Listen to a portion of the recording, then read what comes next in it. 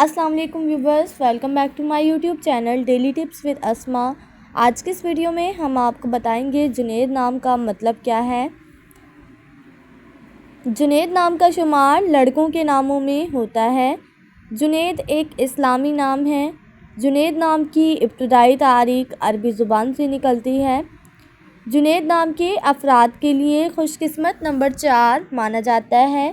माहिरीन के मुताबिक जुनैद नाम के लड़के बहुत हंसमुख होते हैं। जुनैद नाम का मतलब है बगदाद के वली का नाम।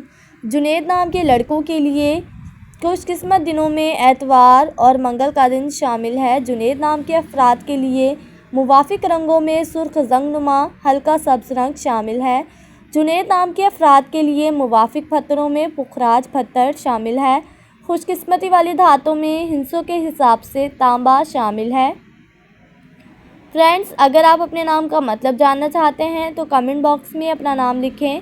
इंशाल्लाह हम आपके नाम की वीडियो ज़रूर बनाएंगे। Thanks for watching. अल्लाह हाफ़िज़।